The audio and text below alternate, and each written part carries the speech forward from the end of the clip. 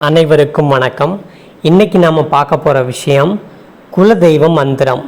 அதாவது இப்போது குலதெய்வம் அப்படிங்கிறது நம்ம குடும்பத்தில் 64 தலைமுறைக்கு வாழ்ந்தவங்களோட ஒட்டுமொத்த ஆத்மாக்களும் குலதெய்வத்தோட ரூபத்தில் இருந்து நம்ம குடும்பத்தை வழிநடத்தி வர்றவங்க தான்.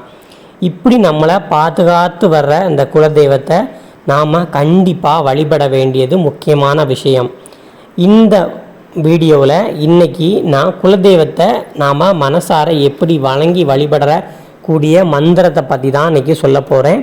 மறக்காமல் நாம் எல்லாருமே சேர்ந்து இந்த மந்திரத்தை சொல்லி குலதெய்வத்தோட அருள் கண்டிப்பாக கிடைக்கணும். நமக்கு குலதெய்வத்தோட அருள் கிடைச்சா மட்டும்தான் நம்ம குடும்பம் ஆரோக்கியமாக இருக்கும்.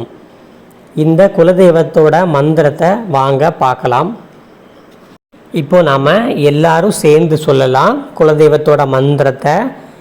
ரோஹாச் சோஹாச் சசா தாரித்ரியம் தௌர்பல்யம் சித்த விக்ரியா நத்யந்த் குலதேவஸ்ய சக்தி மந்திரேன தாடிதா.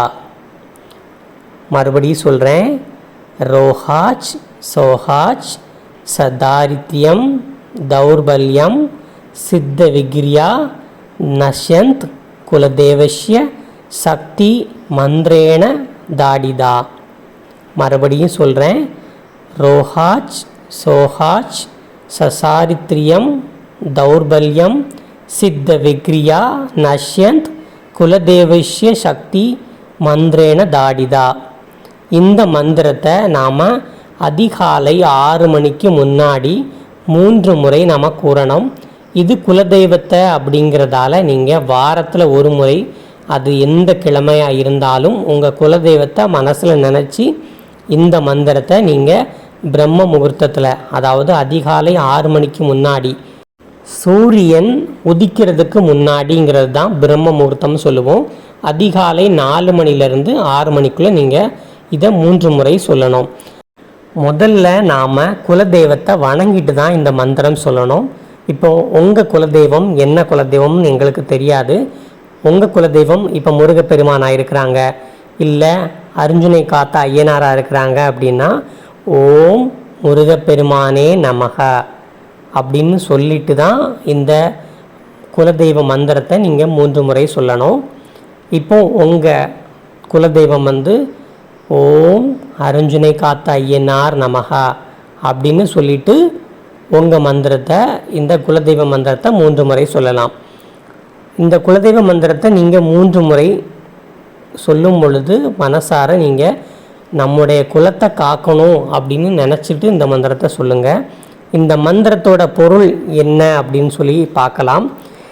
நம்ம வாழ்க்கையில் பிணி, துக்கம், வறுமை, துன்பங்கள், பலவீனம், மனநோய் போன்ற எந்த ஒரு தீய சக்தியும் அண்டாமல் இருக்க இந்த பாதுகாக்கும் சக்தி வாய்ந்த மந்திர கட்டாக இருக்கும் தான் இந்த குலதெய்வமாக ஒன்று நான் வணங்குறேன்.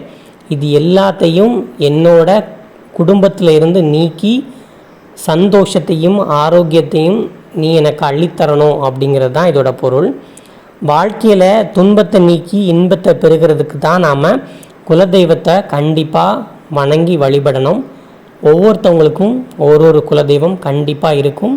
தெரியாதவங்க உங்களுக்கு இருக்கிற தாத்தா இல்லைன்னா முன்னோர்கள்ட்ட நீங்கள் கேட்டு தெரிஞ்சு வச்சுக்கோங்க. எந்த தெய்வத்தோட அருள் கிடைச்சாலும் குலதெய்வத்தோட அருள் நிச்சயம் நமக்கு கிடைக்கணும்.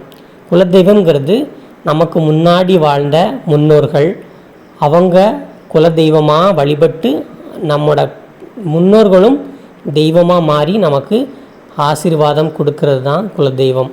அப்போது நம்ம குலதெய்வத்தை கண்டிப்பாக வணங்கி வழிபட்டு வந்தால் தான் நம்முடைய குலம் நல்லபடியாக ஆரோக்கியமாக வாழ முடியும்.